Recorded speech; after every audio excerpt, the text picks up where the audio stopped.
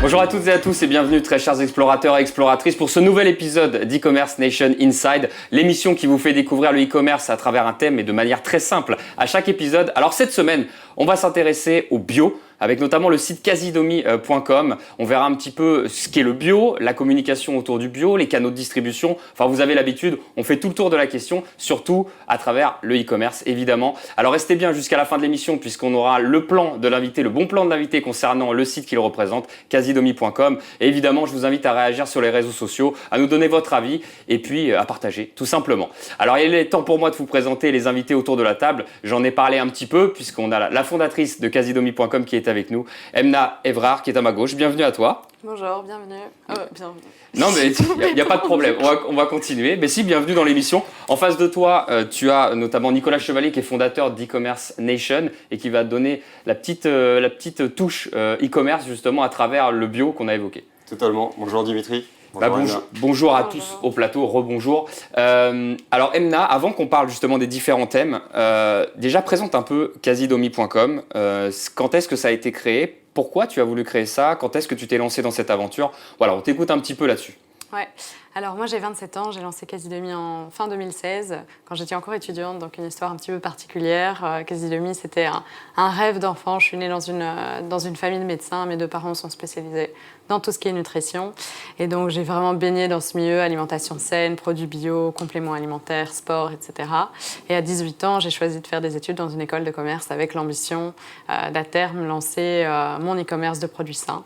Chose que j'ai faite quelques années après en construisant Quasidomi, qui aujourd'hui est une plateforme qui propose 3500 références, qui sont tous sélectionnées par des experts de la santé, donc pas que du bio, mais aussi du sain, parce qu'on le verra, mais bio, ça ne veut pas forcément dire sain. Et donc on va retrouver des produits alimentaires, des compléments, des cosmétiques, etc. Avec un business model qui est assez particulier dans le sens où on veut démocratiser l'accès aux produits sains et donc le rendre plus abordable et plus accessible à tout le monde. Et donc on a mis en place un système d'abonnement qui est une carte de fidélité qui coûte aujourd'hui 100 € par an et qui donne accès à des réductions qui vont jusqu'à 50% sur l'ensemble du catalogue. En fait, ton site, il permet à des gens qui trouvent en général que le bio est assez cher, bon ça on va le voir justement dans l'émission, de pouvoir y accéder à des prix à peu près cohérents par rapport à ce qu'on trouve dans un supermarché sur des produits classiques. C'est un peu ça en fait l'idée que tu as voulu mettre en place. Exactement. Tu travailles avec combien d'équipes au fait ? Excuse-moi Emna. On a combien de personnes autour de ta marque ? Il y a 25 personnes qui travaillent pour Quasidomi, en sachant qu'il y a une partie qui travaille en logistique, donc les préparateurs de commandes, ceux qui vont s'assurer de l'approvisionnement du stock, etc. Et puis dans notre équipe, dans nos bureaux, il y a des personnes qui travaillent sur les produits, sur l'offre du catalogue, sur le marketing bien évidemment, sur l'informatique, enfin, les aboutissants clés de l'e-commerce. Donc belle petite équipe. Eh ben, c'est top. Nicolas, tu donneras un petit peu justement ton avis là-dessus sur le bio. Je ne sais pas si ça te parle beaucoup à toi, si tu en consommes, si, en l'occurrence. En tant que consommateur, bien sûr.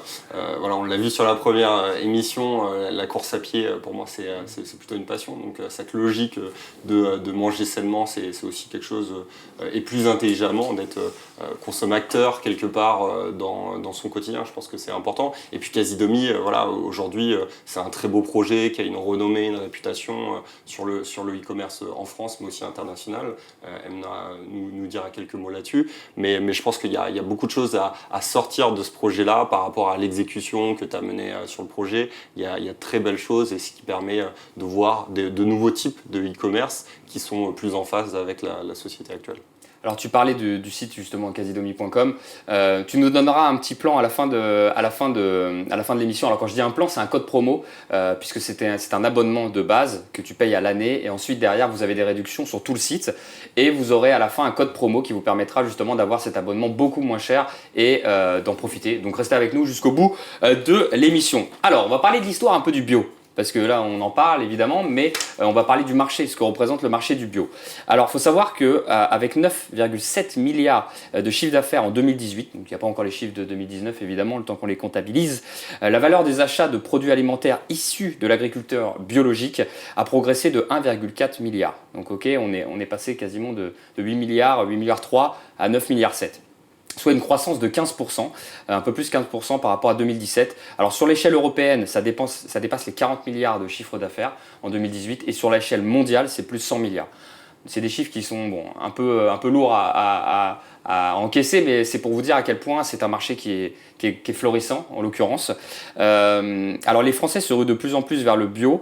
Selon un baromètre annuel, celui de l'étude Spirit Inside, qui est paru en février, 14% des Français mangent quotidiennement des produits bio en 2019. Est-ce que toi, Emna, tu as vu l'évolution sur ton site depuis que tu l'as créé? Est-ce qu'il est en constante progression? Et est-ce que tu as vu un changement du côté des consommateurs du bio? Oui, très clairement, en l'espace d'à peine 3 ans, on a vu qu'au début, le consommateur type, ça allait être une personne qui connaissait les produits bio, qui était déjà dans un concept et un mode de vie sain, alors qu'aujourd'hui, on a énormément de personnes qui viennent sur Quasi-Demi pour être éduquées à consommer plus sainement. Et donc, là est l'importance de proposer du contenu, des blogs, des recettes, des explications, des conseils personnalisés, etc., justement pour expliquer aux gens quels sont les bienfaits du bio, quels sont les bienfaits de manger sainement, quels sont les bienfaits de faire du sport, etc. Et donc aujourd'hui, en fait, ce qu'on voit, c'est qu'on n'est plus juste à toucher un public, je dirais, assez niche, on est à toucher la masse, et plus non seulement les gens qui s'y connaissent, mais aussi les gens qui ont envie de vivre mieux et qui pensent de plus en plus à leur futur. Donc on voit très clairement qu'il y a une amélioration à ce niveau-là.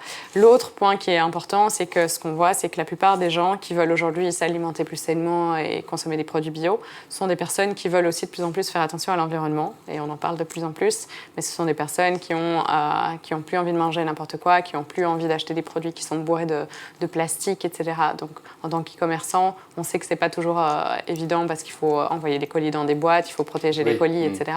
Donc là aussi, il y a pas mal de challenges pour assurer que non seulement on propose aux gens des produits de qualité qui respectent des critères stricts d'un point de vue santé, etc., mais en plus de ça, qu'ils soient de plus en plus respectueux aussi de l'environnement.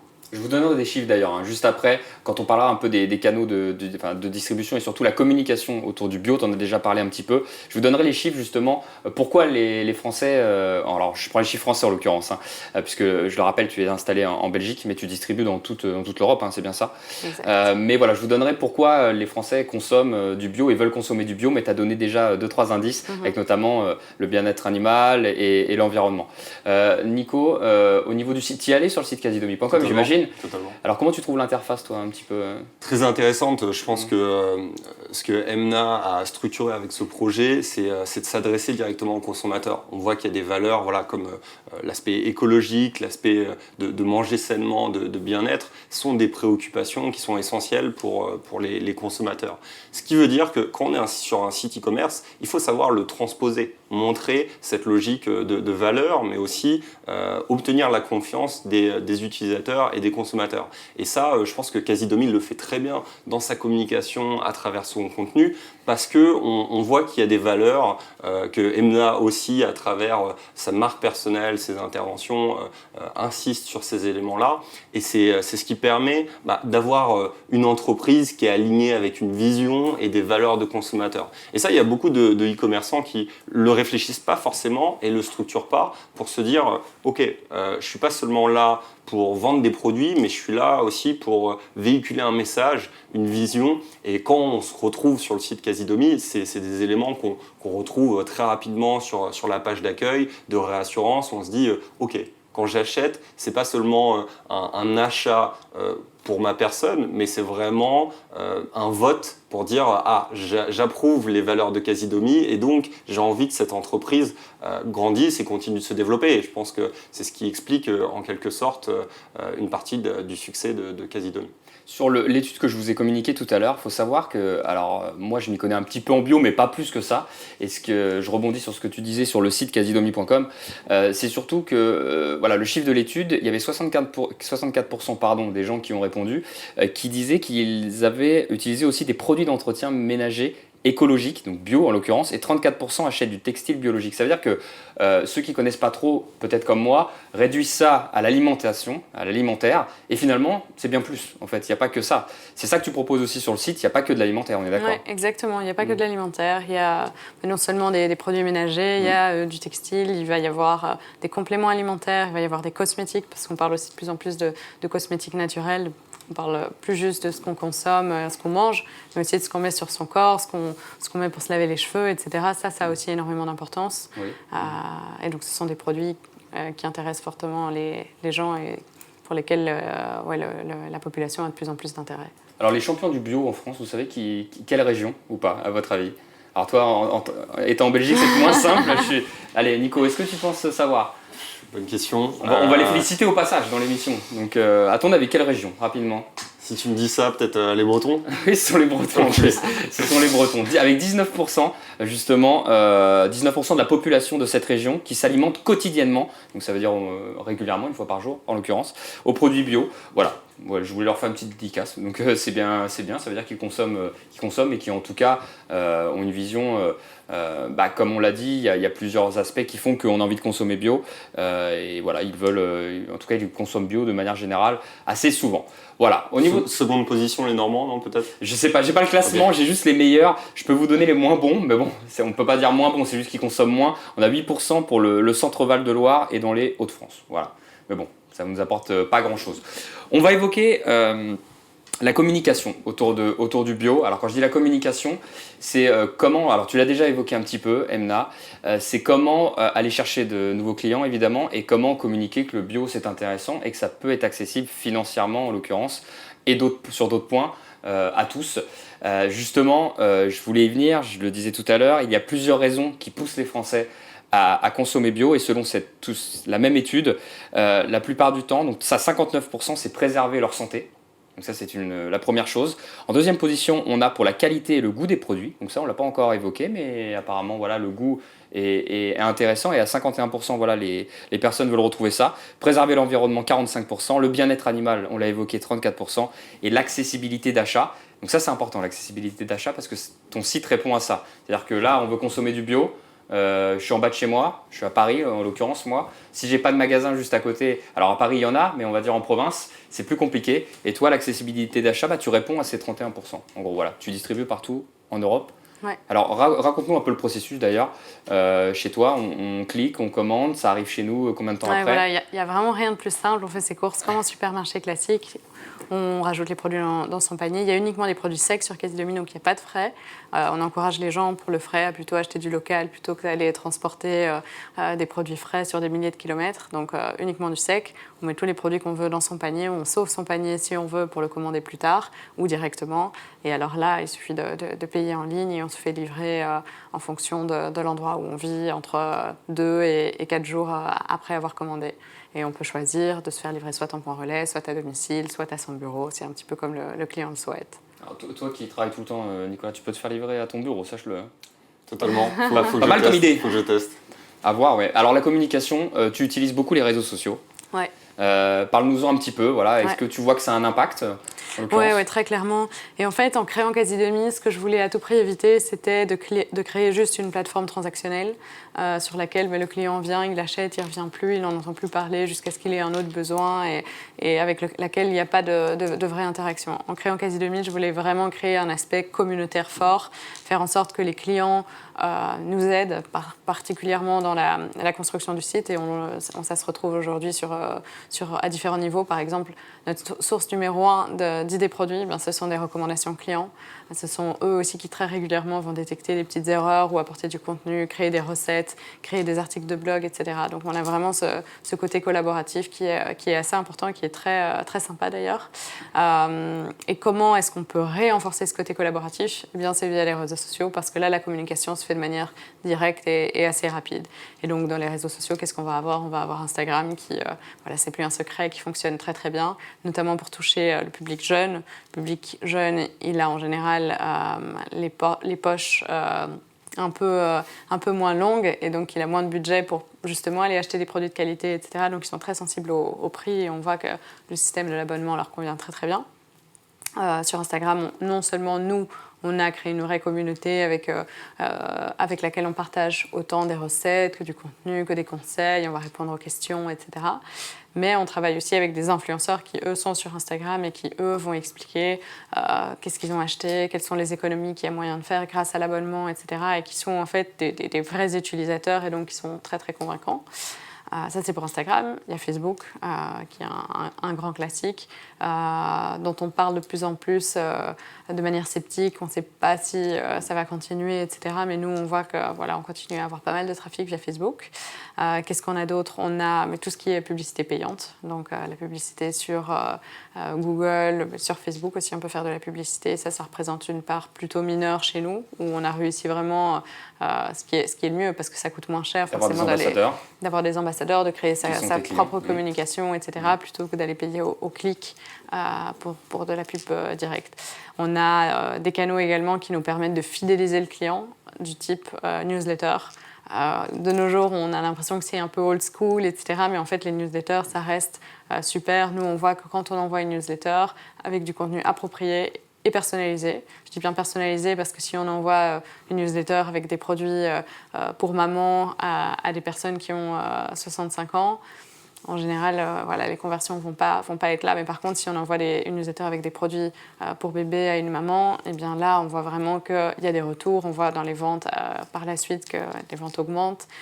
Donc c'est un outil qui reste très très puissant. Voilà, ça c'est au niveau des outils que nous on utilise, sans parler du contenu qui est généré lui-même sur le site directement, que ce soit, je le mentionnais, mais les articles de blog, les recettes, tout ce qui est SEO, c'est très très important pour apparaître haut dans les résultats de recherche. Alors ceux qui nous regardent vont voir là, normalement à côté de moi, il me semble, ils vont voir un petit peu à quoi ressemble un panier, justement, une fois qu'on a payé l'abonnement. Tu as les prix, tu affiches les prix, donc qui sont les prix classiques sur le site, on va dire ça comme ça, et tu as la réduction qui est mise à côté. Et souvent, tu obtiens à peu près 30%, c'est à peu près ça de moyenne, exactement. On peut dire ça comme ça. Ouais. Et donc sur l'année, si tu es un consommateur de bio sur l'année, c'est là où il s'y retrouve évidemment. Ouais. C'est là l'économie moyenne est aux alentours de 300 € par an. Et forcément, en fonction de si on habite seul ou si on a une grande famille, l'économie peut varier, mais en moyenne, on est aux alentours de 300 €. Il y a une bonne économie de ce côté. Je voudrais ajouter quelque chose, parce que c'est très intéressant comment tu expliques ce fonctionnement très, très communautaire au final. C'est que Casidomi, c'est vraiment une marque à part qui va acheter des produits. Mais moi, c'était la première perception, et peut-être qu'il y a d'autres personnes qui font cette perception. C'est pas une place de marché, quoi. C'est vraiment une marque qui va sélectionner les produits de qualité et se dire, bah voilà, ça, c'est des produits qui sont positifs pour ma communauté. Et donc, ce que tu parlais tout à l'heure, de cette prescription où tu vas avoir des clients qui vont dire « Ah bah tel produit il est top » et ils vont te remonter de l'information. Et ça, c'est vraiment important parce que c'est une agilité où aujourd'hui le e-commerce, c'est pas une structure, c'est pas une boîte noire qui est dans son coin et puis qui vend des produits. C'est vraiment un écosystème. Et donc, ce qu'on voit avec Casidomi, c'est qu'ils se développent très bien sur les réseaux sociaux, mais ils ont aussi une grosse capacité d'écoute par rapport à leurs clients, à leurs ambassadeurs. Et donc, ça fait que c'est un écosystème qui est très positif et vertueux dans l'évolution du projet. Donc, c'est des gens qui vont se sentir davantage responsables par rapport à la marque, qui vont être davantage engagés et puis qui vont être des ambassadeurs pour préconiser à d'autres utilisateurs, mais aussi donner énormément de feedback. Il y a une dizaine d'années, les entreprises faisaient des études de marché. Tu te disais qu'est-ce qui va fonctionner comme produit ou qu'est-ce qui peut être intéressant pour la communauté. Aujourd'hui, Casidomi, ils ne font pas d'études de marché. C'est Instagram où je regarde les commentaires et je vois que les gens, ils accrochent bien sur tel ou tel type de produit. Et donc, ça te permet d'orienter aussi ta stratégie catalogue. Ouais, très clairement, on peut faire des sondages très facilement en disant mais est-ce que vous voulez rajouter, est-ce que cette nouvelle marque vous intéresse? Et on voit très clairement si oui ou non, pour nous, ça vaut la peine d'aller ajouter la marque en question. Ce qui est important aussi, et on n'en parle pas beaucoup quand on parle d'e-commerce, parce que c'est pas du online, c'est du offline. C'est l'expérience client au moment de la réception de sa commande. Et c'est une des raisons pour lesquelles on a choisi de nous avoir tous les produits en stock et de les livrer aux clients. Contrairement à Amazon, où quand on passe une commande, en général, on a 3-4 box qui vont arriver parce qu'elles viennent de fournisseurs différents. Bien, pour nous, c'était super important d'aller apporter une seule expérience aux clients et de faire en sorte que tous les produits arrivent dans une boîte. Comme quand on fait ses courses, en fait, les gens ne vont pas forcément dans plein de magasins différents. Ils vont dans un magasin sur lequel ils font tous leurs achats. Et donc, là aussi était notre volonté. Tu peux détailler, quand on reçoit un colis Casidomi, qu'est-ce qu'il y a de spécial, peut-être pour pousser encore l'aspect valeur de la marque. Oui. Mais je ne vais pas tout dire parce que sinon je dévoile toutes les surprises. Faut que je commande, c'est ça. Voilà. Mais non, un des points importants, ça reste l'écologie. Et donc, on va travailler uniquement avec des boîtes en carton recyclé. On va emballer les produits avec du carton, pas de plastique. Enfin, ce genre de choses est assez importante. On va récupérer les cartons des fournisseurs aussi pour pas avoir trop de déchets. Donc ça, c'est une des choses sur lesquelles on communique. Un autre aspect, c'est l'aspect un petit peu fun, je dirais, sur la boîte. Et je vais pas les mentionner, mais il y a plein de petites blagues sympathiques et qui font sourire les gens. Quand on ouvre la boîte, en général, il y a toujours aussi un petit leaflet et l'une ou l'autre surprise, des échantillons ou quoi. Et alors, la dernière chose qui est assez sympa, c'est qu'on a un programme qui s'appelle le programme Share, donc partage, et qui est un programme en fait via lequel on va distribuer des produits dans les commandes avec des étiquettes sur lesquelles c'est mentionné Share, qui sont des produits avec des DLC, donc des dates limites de conservation courtes. Et en fait, ce programme vise à pousser les gens qui reçoivent leur colis à distribuer ces produits à des sans-abri, à des personnes dans le besoin, etc. Et donc aujourd'hui, on a plein de photos de personnes, de nos clients qui vont distribuer dehors à des personnes qui n'ont pas forcément les moyens ou à des personnes qui ne savent pas s'alimenter. Les produits issus de ce programme pour vraiment faire en sorte que nous, on n'ait pas de gaspillage. C'est des super initiatives parce qu'aujourd'hui, je pense qu'il y a un gros questionnement par rapport au e-commerce où la plupart des consommateurs ils se disent le e-commerce, c'est pas forcément positif, écologique pour l'environnement ou autre. Et je pense que Casidomi, avec des initiatives comme ça, souligne que c'est possible en fait. On peut avoir un e-commerce qui génère vraiment des valeurs vertes, je vais dire, pour le commerce de demain. Là, justement, vous avez répondu à beaucoup d'aspects que j'allais vous donner au niveau des freins à la consommation du bio. On a fait déjà pas mal le tour. On va dire que je suis monsieur chiffre, mais bon, je vais enchaîner quand même. Produit trop cher à 80%. Voilà, si on fait sur l'étude qui a été faite. 66% doutent sur le fait que ça soit des produits qui soient totalement bio. Donc c'est vrai qu'il y a un vrai travail là-dessus. Tu l'as dit, de gommer un peu peut-être ce qui a été mal fait au début par certaines marques, peut-être en l'occurrence. 29% n'ont pas le réflexe d'en consommer. Donc ça, c'est encore une habitude à changer, que tu essayes de faire changer, et d'autres évidemment qui proposent du bio, il n'y a pas que Casidomi. Et celle que j'ai soulignée, évidemment, c'est le 18% par manque d'information. Donc là, on est en train de le faire, en l'occurrence, c'est de mettre en avant ce que c'est aussi le bio. Mais bon, on a répondu quand même à pas mal de ces questions. Ce qu'il faut, c'est avoir... comme tu l'as dit, je pense toujours tes clients qui vont faire tes ambassadeurs et qui vont convaincre les gens qui les entourent à dire ça, finalement, mon expérience, elle était bonne chez eux, quoi. Je pense que ce qui va avec le bio, l'un des gros freins, c'est de se dire quelle est la valeur ajoutée du bio. Parce qu'on a tous des difficultés à définir ce que c'est un produit bio. Est-ce que le producteur qui est à côté de chez moi qui fait des pommes, est-ce que c'est bio? Oui, et puis c'est pas quantifiable. C'est difficilement quantifiable. Donc je pense que ce qu'il faut à travers cette tendance-là, c'est plus des produits de qualité. Bio, derrière bio, on veut dire des produits de qualité qui sont...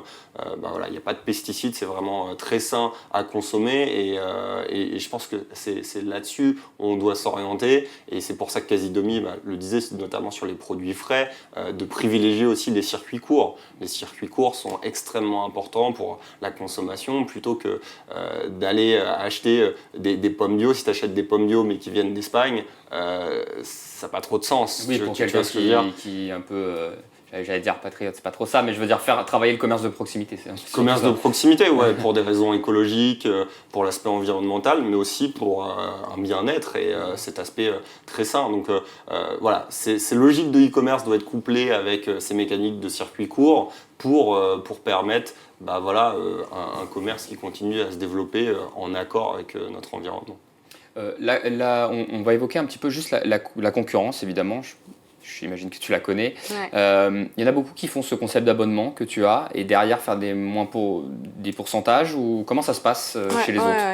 Il y en a de plus en plus. Je pense que c'est un modèle qui a d'abord vu le jour aux États-Unis, qui a bien fonctionné, qu'on a appliqué pas seulement à l'alimentaire, mais aussi à l'informatique, à l'électronique, etc. Donc c'est un modèle qui peut être réplicable. Ici en Europe, je connais quelques acteurs qui le font dans l'alimentaire. J'en connais un qui le fait dans le vin. On voit des modèles comme Amazon Prime, etc. C'est relativement similaire. Il y a aussi des petites réductions, il y a des livraisons gratuites, etc. Donc c'est clair que une des choses, je pense, très difficiles dans l'e-commerce, c'est de fidéliser le client. Pourquoi ? Parce que c'est pas comme quand on est dans un magasin physique où c'est compliqué d'aller à un autre magasin, il faut prendre sa voiture ou alors il faut prendre les transports, etc. Là, l'e-commerce, on est à un clic du site concurrent et donc les clients sont peu fidèles, ils vont regarder très souvent les prix comparés et ils vont aller prendre le moins cher. Et donc, une des manières d'aller fidéliser le client, c'est ces modèles d'abonnement. Parce qu'à partir du moment où un client a pris un abonnement sur un site comme Quasi-Demi, il a envie non seulement de rentabiliser son investissement, mais en plus de ça, il n'a plus envie d'aller ailleurs parce qu'il a accès à des prix qui sont réduits chez nous. Et donc, ça fidélise le client. Et aujourd'hui, nous, on n'a pas besoin d'aller réinvestir en marketing chaque mois pour faire venir les clients. Non, les gens se disent « Ah, mais j'ai mes prix moins chers là-bas. En plus, j'ai mon abonnement que j'aimerais amortir. Donc, je vais aller régulièrement faire mes courses sur cette plateforme plutôt que sur une autre. » D'ailleurs, on va donner un code promo dans pas longtemps. Tu donneras un code promo qui permettra d'avoir un abonnement un peu moins cher. Ceux qui ont regardé l'émission, vous donnerez un code promo. Ça, vous aurez votre abonnement moins cher dès le début. Vous aurez évidemment les mêmes prix que les autres, mais le prix de départ, on va dire, passer le cap, ça aidera à passer évidemment le cap. On a fait le tour de pas mal de choses. Je voulais demander une chose, tiens, très sincèrement, les équipes qui sont venues chez toi au fur et à mesure, puisque vous êtes une vingtaine, c'est ça que tu disais, vous n'avez pas commencé à une vingtaine, hein, je pense que tu as recruté au fur et à mesure.